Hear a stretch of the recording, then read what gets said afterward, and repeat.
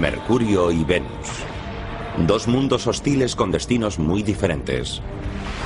Uno está vivo, repleto de peligrosas fuerzas de la naturaleza. El otro es un cadáver planetario, labrado por millones de impactos a gran velocidad. Ambos nos demuestran la peor cara de los planetas en los que algo salió mal. Mercurio y Venus, los planetas interiores.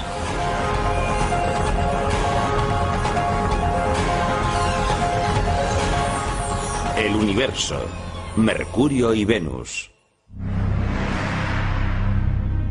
Junto a la Tierra y Marte, Mercurio y Venus componen el sistema solar interior.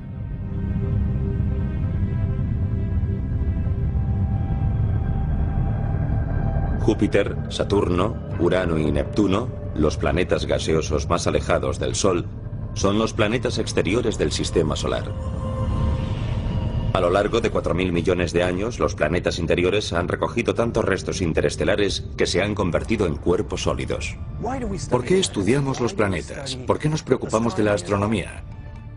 Algún día tendremos que dejar el planeta Tierra si queremos sobrevivir como especie a muy largo plazo. Y necesitamos saber qué hay ahí fuera y cuál es la naturaleza del universo. Estudiamos mundos en los que todo es exótico.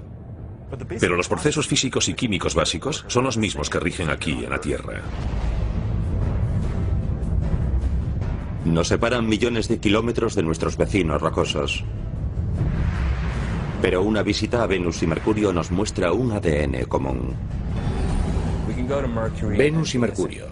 Podemos observar estos lugares como mundos con una historia propia, para luego contextualizar la historia de nuestro propio planeta. Venus es el sexto mayor planeta del sistema solar. En su punto más próximo está a 42 millones de kilómetros de la Tierra. Un año venusiano equivale a 225 días terrestres.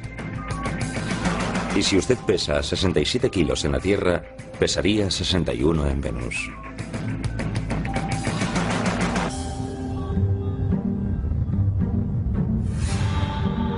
Venus.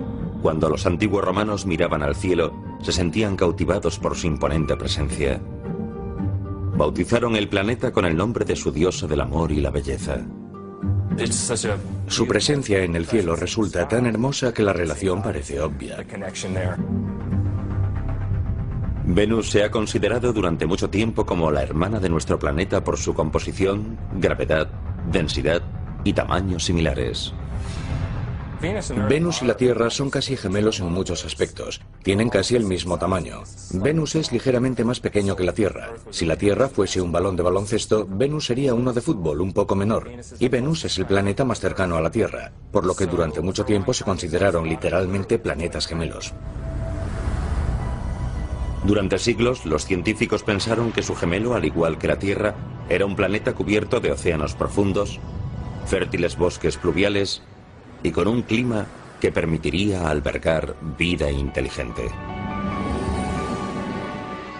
Antes de la era espacial se pensaba que Venus sería muy parecido a la Tierra, pero cuando llegamos allí y comenzamos a explorarlo, descubrimos que las condiciones eran muy diferentes.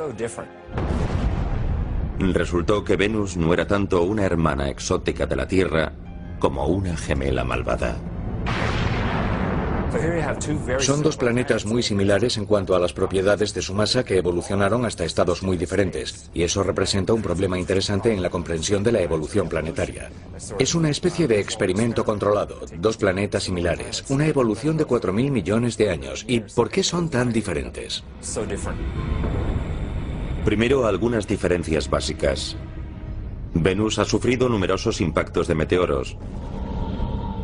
Uno de ellos tan intenso que algunos científicos creen que podría haber invertido la rotación del planeta. La rotación de Venus es muy lenta. Tiene lo que llamamos una rotación retrógrada. Rota en sentido contrario a todos los demás planetas.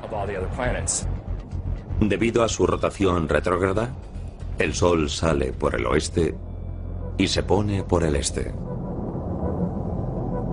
Y los días de Venus son largos.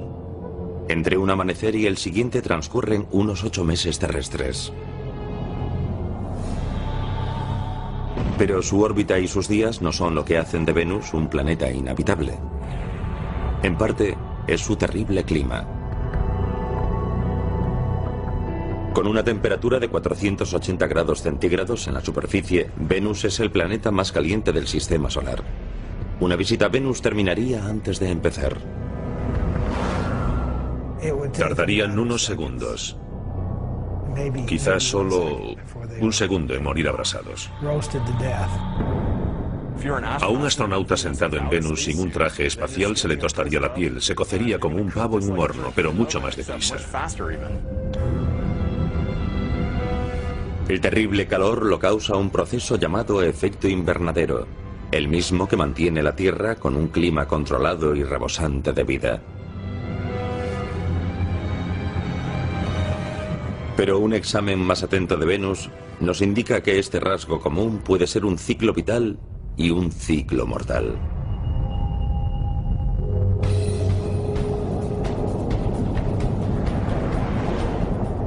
En la actualidad, la temperatura de nuestro planeta está aumentando y los científicos han encontrado en Venus una posible causa. El calentamiento global es el resultado de los gases de efecto invernadero que aumentan más y más, y por eso cada vez hace más y más calor. Y cuando observamos Venus nos dijimos, vaya, ahí ya está sucediendo. En los años 90, después del lanzamiento de la nave Magallanes, los vigilantes planetarios comenzaron a observar Venus para ver lo mal que podían llegar a ponerse las cosas aquí en la Tierra. La exploración del espacio nos ha dicho muchas cosas sobre la Tierra y el medio ambiente. Y de hecho el efecto invernadero del que todo el mundo habla ahora a causa del calentamiento global fue descubierto en Venus. Lo que descubrieron sobre Venus arrojó nueva luz sobre lo delicado que es el efecto invernadero de la Tierra. Venus no siempre fue así de caliente. Creemos que en el principio de su historia era más parecido a la Tierra en su superficie y perdió sus océanos debido a lo que llamamos un efecto invernadero desbocado. Así que Venus es un ejemplo de que en un planeta puede producirse un cambio global en el peor de los casos posibles. No tendríamos que convertirnos en Venus para encontrarnos con problemas. Bastaría con un leve movimiento en esa dirección. El valor de este estudio es que nos permite probar nuestros modelos climáticos. Por medio de los modelos generales de circulación por ordenador, los científicos pudieron calcular el incremento de la temperatura en la Tierra basándose en la cantidad de gases de efecto invernadero en Venus. Pero, ¿cómo funciona en Venus el efecto invernadero que hace que sea tan caliente? Esto es Biosfera 2. Situado cerca de las montañas Santa Catalina en Arizona, fue construido por un grupo de investigadores para profundizar en la idea de colonizar otros planetas. Es el mayor invernadero de la Tierra. Biosfera es el ejemplo perfecto de un invernadero, con paneles de vidrio que dejan entrar el sol y contiene un aire muy caliente. Los rayos solares que atraviesan los paneles de vidrio elevan la temperatura del interior. El aire se calienta y no puede ascender verticalmente hacia la atmósfera por culpa de las paredes.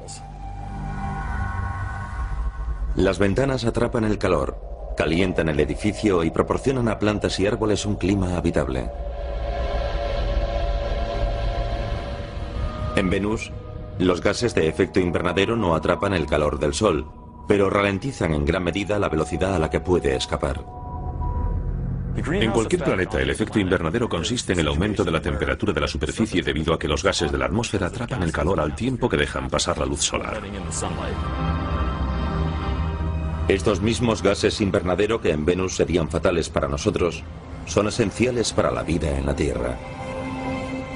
Sin el efecto invernadero, la temperatura media estaría muy por debajo del punto de congelación. Los océanos estarían casi completamente helados y quizás no habría vida en la Tierra.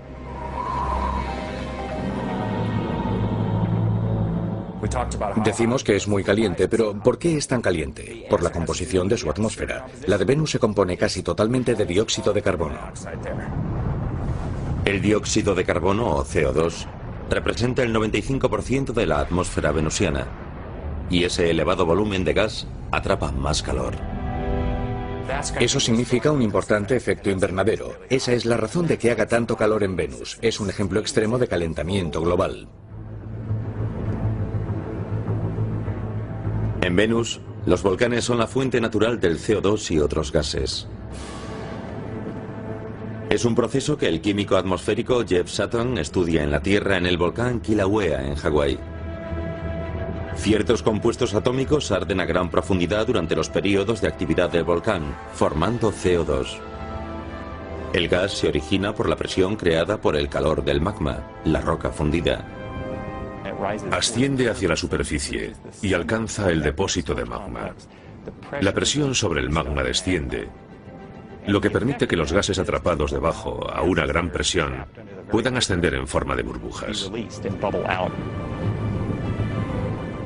La superficie de Venus probablemente tenga grietas en la lava similares a estas fisuras por las que los gases escapan al aire. Entre 8.000 y 30.000 toneladas métricas de dióxido de carbono escapan de la cámara magmática cada día. Eso equivale de 3,5 millones a 5 millones de toneladas al año.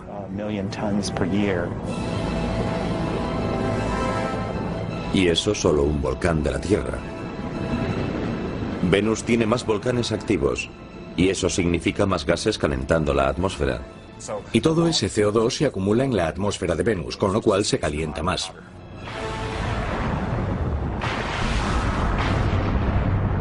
La temperatura de 480 grados no es el único rasgo que hace que el gemelo de la Tierra parezca una amenaza. 50 kilómetros por encima de la hirviente superficie de Venus, el caos hace que los 480 grados parezcan un frente frío. Un caos eléctrico que en una fracción de segundo puede alcanzar los 28.000 grados. Cada chispa de luz desprende 100 millones de voltios de electricidad.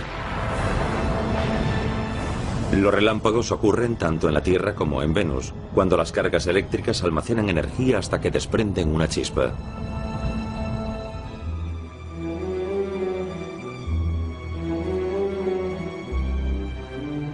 Mears Oppenheim enseña física planetaria en la Universidad de Boston. Y los investigadores, como él mismo, entran en acción en el Museo de Ciencias de Boston. En estas demostraciones sobre los rayos, unas cúpulas de 10 metros de altura están listas para simular la generación de rayos en Venus. Y entonces comienza el espectáculo.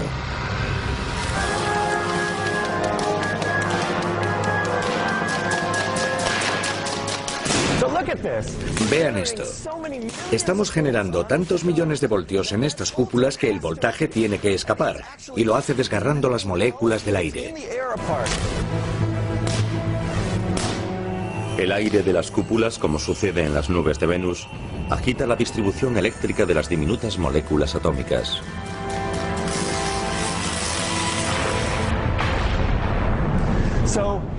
Las moléculas divididas producen luz al reagruparse. En eso consiste un relámpago. Las partículas cósmicas que desencadenan el relámpago proceden de estrellas lejanas que explotan. Cuando chocan con la atmósfera, provocan una chispa. Esas partículas llegan de muy lejos y golpean la atmósfera, provocando una lluvia de partículas cargadas. En Venus se producen relámpagos que probablemente contengan una enorme cantidad de energía y pueden recorrer muchos kilómetros. De media alcanzan la Tierra más de 3.000 millones de relámpagos al año. Número de veces que los relámpagos alcanzan la superficie de Venus, 0. La presión atmosférica en Venus es 90 veces mayor que en la Tierra, ya que el peso de la atmósfera creada por los gases es mayor. Esto impide que los relámpagos alcancen la superficie de Venus. En vez de eso, permanecen en las nubes. El aire es tan espeso que ofrece demasiada resistencia a los relámpagos como para que lo atraviesen. Les resulta mucho más sencillo descargar de nube en nube.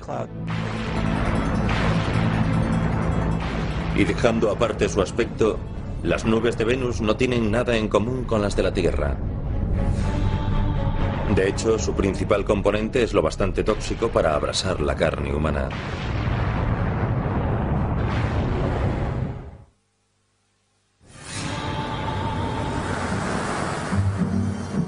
Desde la Tierra se puede ver a Venus titilar como si fuese una estrella matutina y vespertina. No es precisamente un planeta esquivo, y el hecho de que brille tanto en el cielo no se debe solo a que es el planeta más cercano a nosotros, sino a que está totalmente cubierto por esas nubes brillantes y reflectantes. El 80% de la luz solar rebota en las nubes que cubren el planeta. Pero incluso las nubes de Venus, nuestro supuesto planeta gemelo, muestran su naturaleza maligna. Sabemos que las nubes de Venus están formadas de ácido sulfúrico, de ácido de batería, por así decirlo. Y ese ácido sulfúrico se forma a partir del dióxido de azufre que procede de los volcanes de la superficie. Al igual que sucede con el CO2 del efecto invernadero, la presión del gas empuja el dióxido de azufre a la superficie a través de las fisuras volcánicas. Se trata del mismo gas que el químico Jeff Sutton estudia en el volcán Kilauea, en Hawái. El dióxido de azufre es un gas nocivo y tóxico. Llevamos máscaras antigas para proteger nuestros pulmones y vías respiratorias. El dióxido de azufre se combina con la humedad del interior de la nariz y la garganta y forma ácido sulfúrico. El ácido sulfúrico no es nada agradable. A nadie le gustaría que le echasen encima ácido de batería. Hay que tener cuidado. Básicamente es el mismo compuesto, así que no sería agradable tocar las nubes de Venus. Si el viajero consiguiese sobrevivir a las nubes ácidas de Venus, los relámpagos, el aire tóxico y el calor, ¿qué aspecto tendría la superficie de Venus?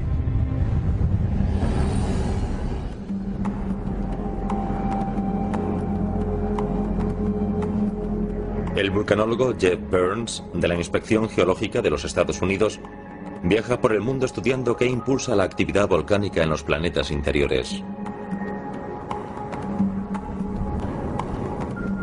Cuando Burns se imagina la superficie de Venus, piensa en la tierra baldía oscura y sobrecogedora de los campos de lava de Kilauea, en la gran isla de Hawái. Es muy instructivo poder venir a estudiar este volcán y compararlo con los fenómenos volcánicos ocurridos en la superficie de Venus, ya que aquí podemos estudiarlo sobre el terreno. Incluso podemos tomar muestras y examinarlas minuciosamente. Los geólogos creen que el número de volcanes de Venus supera con mucho los aproximadamente 1500 que hay en la Tierra. En Venus las estimaciones van desde 100.000 a más de 1 millón de formaciones volcánicas. Con tal cantidad de volcanes, la roca de lava cubriría el 70% de la superficie de Venus, al igual que cubre la mayor parte de Kilauea. El suelo se solidifica cuando la lava se enfría y se convierte en roca. Las rocas de la Tierra nos permiten estudiar, por analogía, las de otros planetas. Las rocas basálticas son las más parecidas a las llanuras de Venus. El basalto es un tipo de roca volcánica más común en Venus y en todo el sistema solar interior. Los minerales se congelan y se convierten en pequeños cristales. Una transformación total desde su aspecto al surgir del volcán. Cuando la lava fluye por la superficie, es incandescente, normalmente de color rojo. Pronto se forma una pátina plateada en su parte superior que, en unas pocas semanas, se vuelve negra, como la lava que ven a mi alrededor.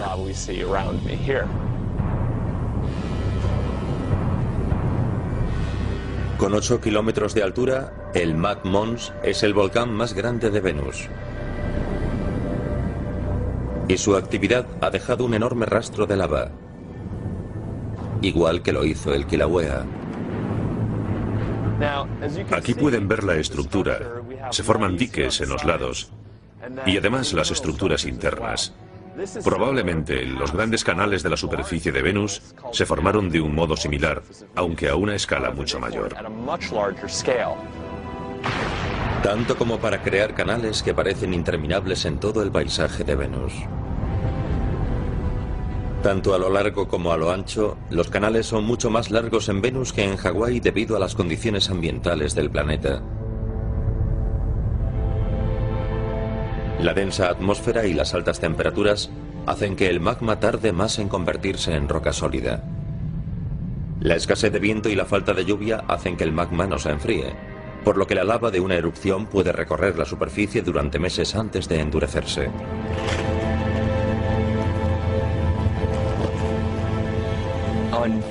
En Venus esperaríamos ver capa sobre capa de rocas volcánicas.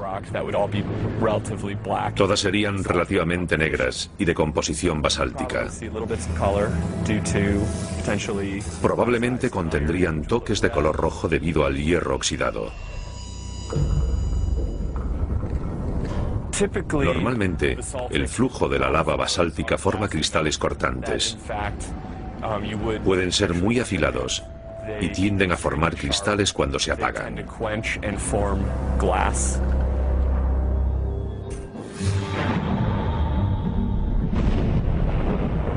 Y todavía falta el cielo. La densa capa de nubes venusianas dispersa la mayor parte de la luz directa del Sol. Durante el día, la superficie de Venus sería mucho más oscura que la de la Tierra. Además, la luz se dispersa mucho más y habría menos sombras.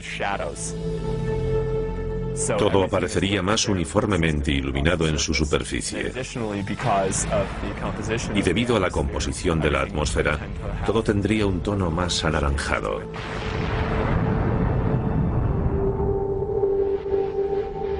Además de los cañones, las montañas escarpadas recortan el cielo de Venus. El pico más alto del planeta se encuentra en los montes Maxwell. El Maxwell mide unos 10.850 metros de alto. Es bastante más alto que el Everest o cualquier otra montaña de la Tierra. El Everest mide unos 8.800 metros, así que es mayor que cualquiera de la Tierra. Nuestro planeta hermano parece superar una de nuestras maravillas naturales. Pero ¿cómo es la superficie de Venus si comparamos otro accidente geográfico como los cañones?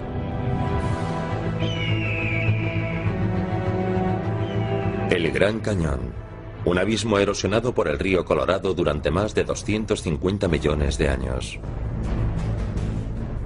Cuando la meseta de Colorado se elevó hace millones de años, proporcionó al agua más energía para abrirse paso a través del cañón y erosionar las rocas.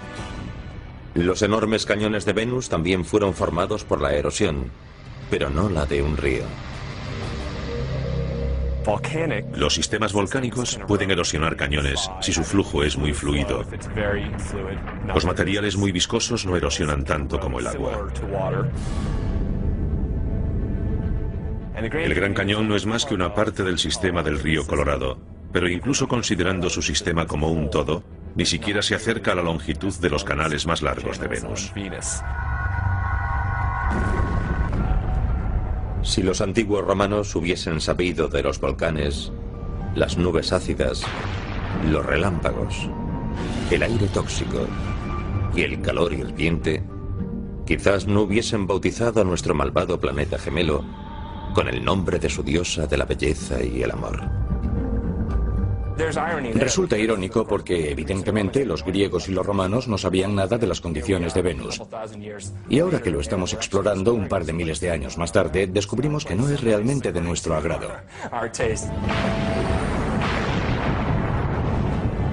Pero ¿cómo son esos peligros de nuestro planeta gemelo si los comparamos con la violencia cósmica que encontramos en Mercurio?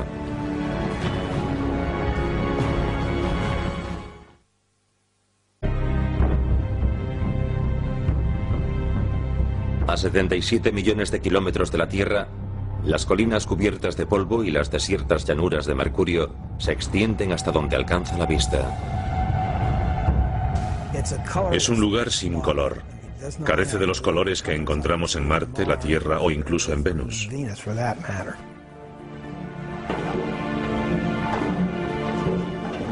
El doctor Robert Strom, del Laboratorio Lunar y Planetario de la Universidad de Arizona, es una autoridad en geología planetaria desde hace más de 35 años.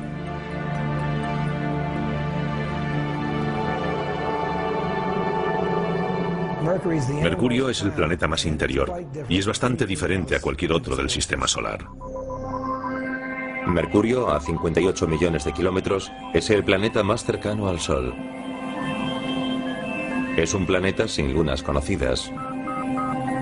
Mercurio no tiene atmósfera y puede verse a simple vista desde la Tierra durante las horas del crepúsculo.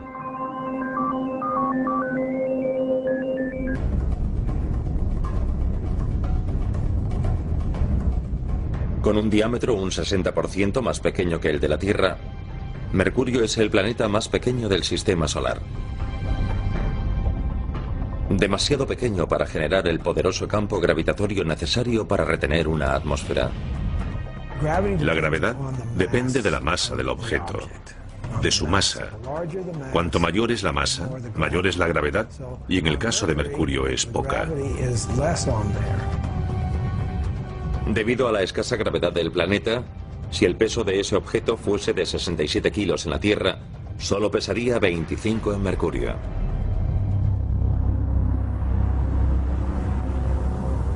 El tamaño de un planeta sí importa cuando hablamos del calor interno necesario para tener actividad geológica.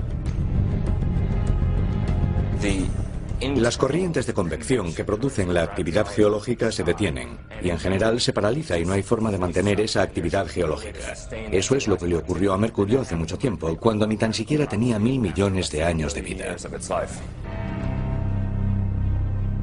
Los tiempos en que el intenso pulso del planeta producía volcanes y terremotos hace tiempo que terminaron. ¿Es Mercurio un planeta muerto? ¿Qué quiere decir muerto? ¿Hay actividad en su interior? Probablemente no. Seguramente no hay ninguna actividad. Esencialmente es un planeta muerto y lleva muerto unos 4.000 millones de años. Pese a ser un planeta muerto, Mercurio sigue en movimiento. Bautizado por los antiguos romanos con el nombre del veloz dios mensajero, Mercurio orbita alrededor del Sol en 88 días terrestres. Es el más rápido de los planetas. Pero con respecto al tiempo que tarda en rotar sobre su propio eje, Mercurio resulta ser el planeta más lento. Tarda unos 180 días terrestres, medio año aproximadamente. La fuerza gravitatoria del Sol crea una fricción de marea que ralentiza la rotación de Mercurio sobre su propio eje. Eso significa que en Mercurio un año es más breve que un día. La lentitud de su rotación provoca en Mercurio un clima bastante peculiar. Durante 6 meses, la cara expuesta al Sol alcanza los 420 grados. En la otra cara, la temperatura cae hasta los 149 grados bajo cero. Tiene mucho tiempo para calentar la cara expuesta al Sol y mucho tiempo para enfriar la otra. Por eso presenta temperaturas tan extremas. A pesar de su proximidad al Sol, podríamos decir que Mercurio es la oveja negra del sistema solar. Su cielo siempre parece una noche estrellada. Su cielo es negro. La razón de que el cielo de la Tierra sea azul se debe a nuestra atmósfera. El nitrógeno dispersa la luz, preferentemente hacia el azul, y por eso el cielo de la Tierra parece azul. Mercurio carece de atmósfera, así que su cielo es negro. Según la leyenda, Mercurio, el dios romano, inventó el deporte del boxeo. Y este planeta ha salido mal parado del cuadrilátero.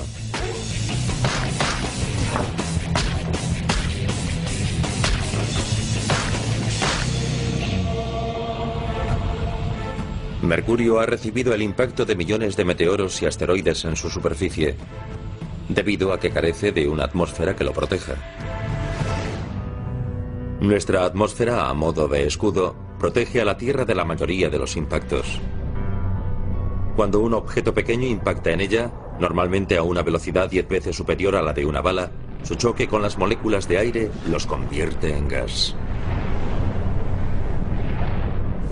La Tierra está protegida de los pequeños impactos por esa maravilla que llamamos atmósfera. Los objetos pequeños y débiles son destruidos por completo por esas fuerzas, mucho antes de que alcancen la superficie de la Tierra.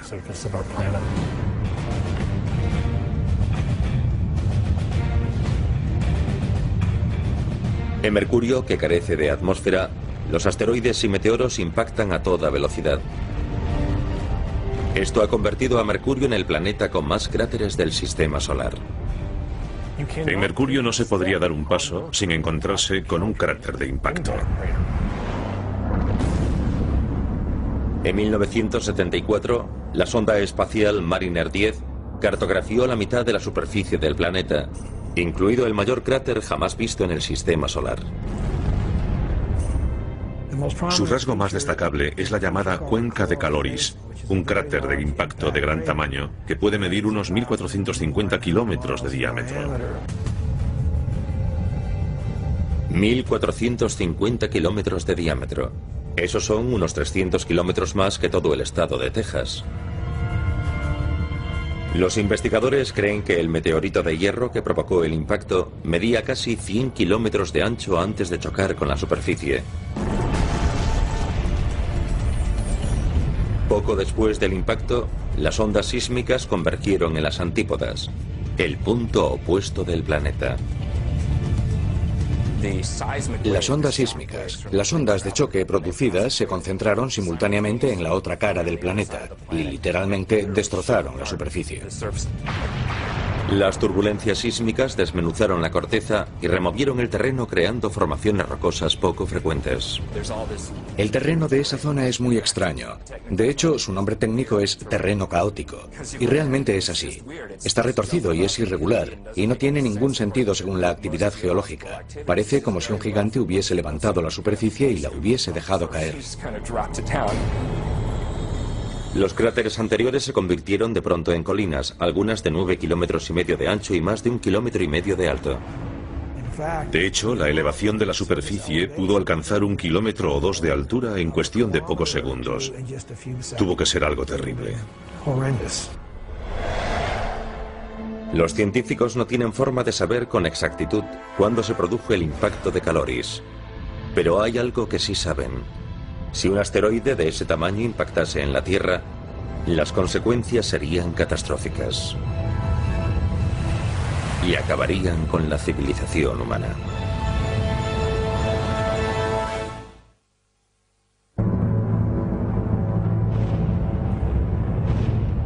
Innumerables impactos de meteoros y asteroides han sembrado Mercurio de cráteres y mellas.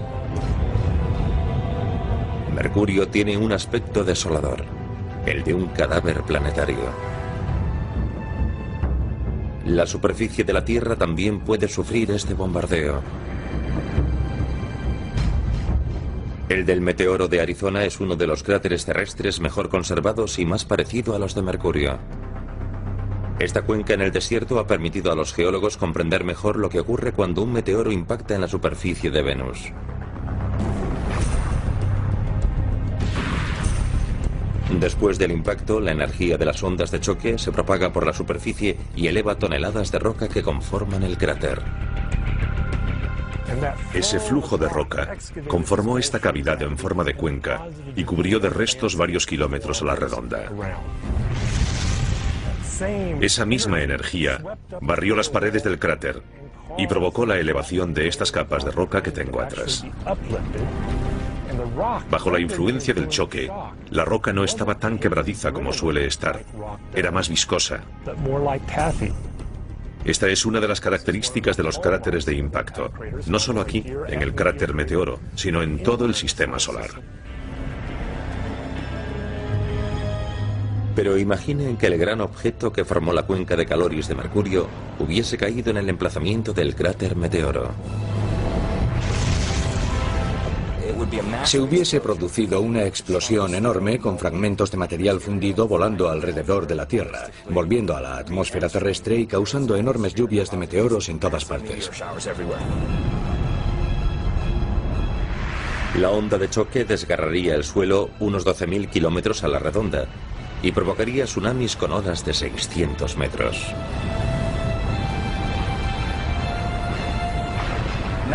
Por toda la Tierra se propagarían tsunamis enormes que inundarían la mayoría de las costas. Aplastaría a Las Vegas, en Nevada. Las ciudades de Salt Lake City, en Utah, San Francisco y Los Ángeles, en California, se desvanecerían en una fracción de segundo. Las ondas de choque se propagarían a través de la Tierra a miles de kilómetros del lugar de un impacto así. Esas ondas sísmicas convergerían en las antípodas del impacto, cerca de la costa de Madagascar, en África, al sur del Océano Índico.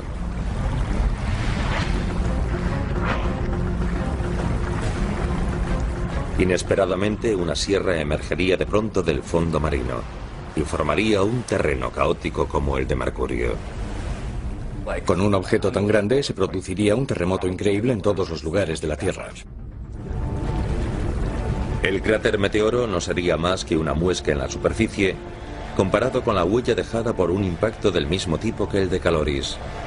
Sus consecuencias harían desaparecer la cuarta parte del área continental de los Estados Unidos. Si cayese en Arizona, un objeto de ese tamaño barrería buena parte de la costa oeste de los Estados Unidos. Literalmente cambiaría la línea de costa en un instante.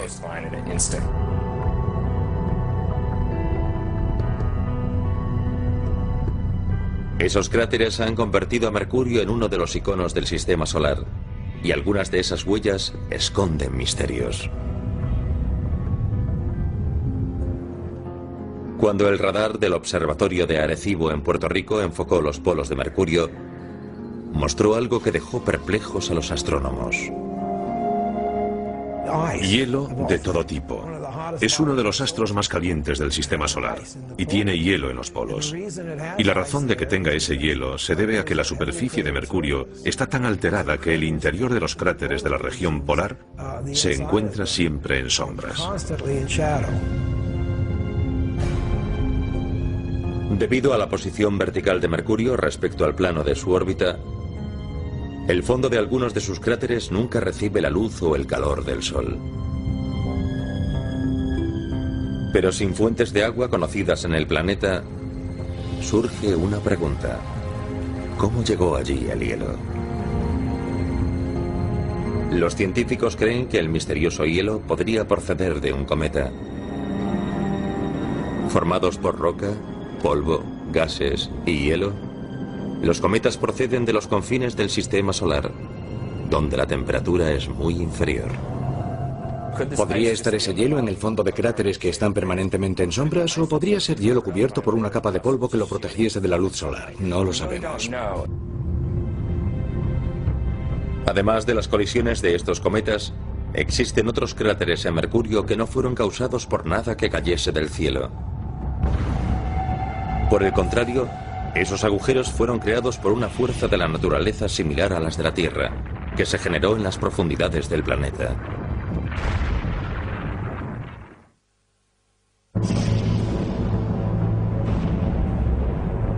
Mercurio. Cuando los científicos pudieron observar su superficie con mayor precisión, descubrieron que algunos de sus cráteres podían haber sido causados por algo más que asteroides, cometas y meteoros. El proceso geológico más importante de los que afectaron a Mercurio fueron los cráteres causados por impactos. El segundo proceso geológico en importancia es el volcánico.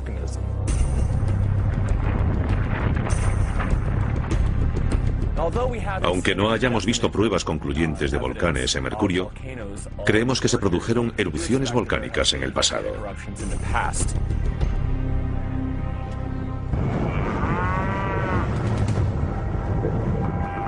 Este pastizal para el ganado, a 3 horas por carretera al norte de Phoenix, podría contener un eslabón de la historia volcánica de Mercurio. Las colinas con cráter son volcanes extintos llamados conos de cenizas, y los geólogos sospechan de la existencia de otros parecidos a Mercurio. Esto es un cono de ceniza, y como pueden ver detrás de mí, tiene un gran cráter en el centro muy característico. Estos volcanes son distintos de los conos de ceniza de Mercurio. Debido a la menor gravedad de Mercurio, creemos que sus conos de ceniza son mucho más anchos y llanos. Todos los volcanes entran en erupción cuando la presión que ejerce el magma, la roca fundida que contiene, es mayor que la fuerza de la roca que la contiene. La presión aumenta por dos razones: demasiado magma y demasiado gas. Y cuando la presión aumenta en un volcán, suele tener un lugar por el que salir. La lava sale a la superficie y entra en erupción con una explosión. Se produce una zona de apertura y lo que se conoce como una fuente de lava. Si la presión es lo bastante elevada, su fuerza puede disparar lava a más de 30 metros de altura en la Tierra. Pero en Mercurio, con una gravedad tan baja, la fuente podría elevar la lava a una altura de 30 pisos.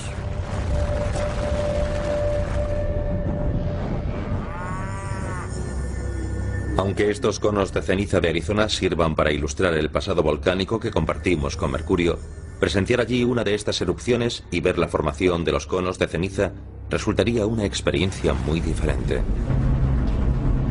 Primero, al carecer de atmósfera, el penacho de humo y restos no se esparciría por el entorno.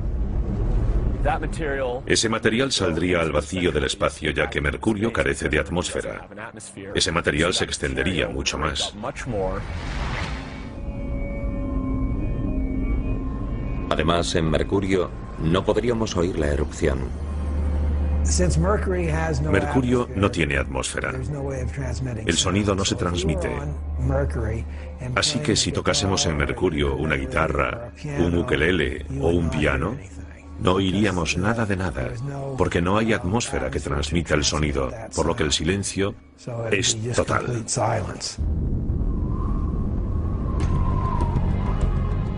En 1974, la Mariner 10 examinó solo el 45% de la superficie de Mercurio en una misión con asistencia gravitacional.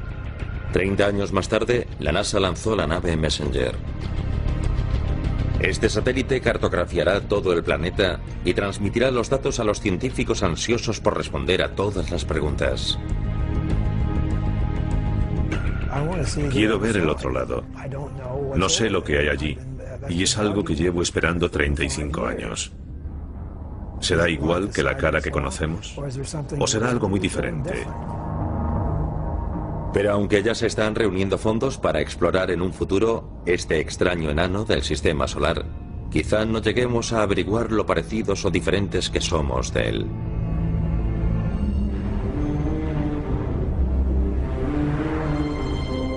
A pesar de las inhóspitas condiciones de Mercurio y Venus, una mirada atenta a nuestro alrededor nos muestra lo bueno, lo feo y lo malo de los planetas interiores. El universo es realmente enorme y nosotros estamos sentados en esta mota diminuta, pero no estamos aislados. Vemos lo que ocurre en esos otros planetas. Esos cambios tremendos y traumáticos que ocurrieron en el pasado y en muy poco tiempo. Ahora podrían suceder en la Tierra. Enriquece nuestro conocimiento sobre quiénes somos y sobre lo peculiar y único de nuestro entorno y que criaturas como nosotros existan en el universo. Y esa evolución, esa exploración, ese girar la esquina, ese descubrimiento de nuevas ideas es lo que realmente somos y tiene un brillante futuro.